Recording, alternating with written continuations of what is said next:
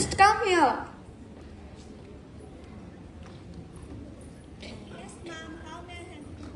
Please तुम्ही माझी दुसरीकडे बसण्याची व्यवस्था करा. मी ह्यांच्या शेजारी बसून माझा प्रवास नाही करू शकत. Okay ma'am, let me check.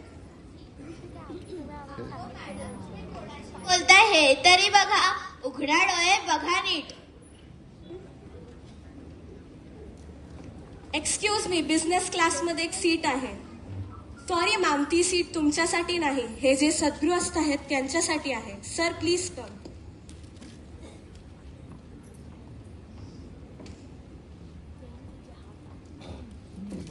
May I have your attention please.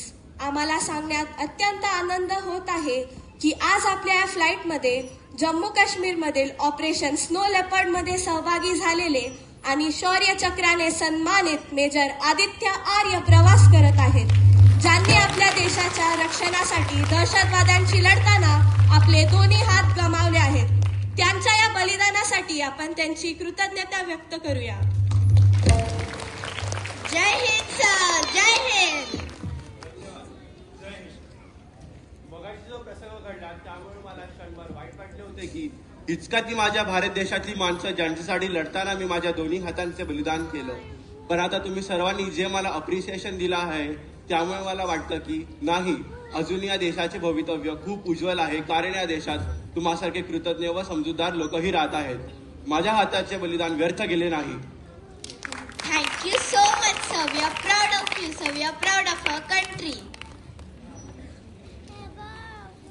So sorry, sir. मला तुमच्याबद्दल काहीच माहिती नव्हतं. माझ्याकडून खूप मोठी चूक झाली. मला माफ करा. It's okay. नमस्कार, मी सुखदा कदम V24 तास चॅनल वरून लाईव्ह आहे. आता मी मुंबई दिल्ली फ्लाईटवर आहे.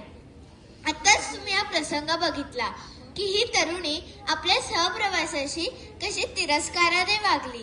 काय म्हणावं या भरकटलेल्या तरुण पिढीला. स्वतःच्या धुंदीत मस्त असतात.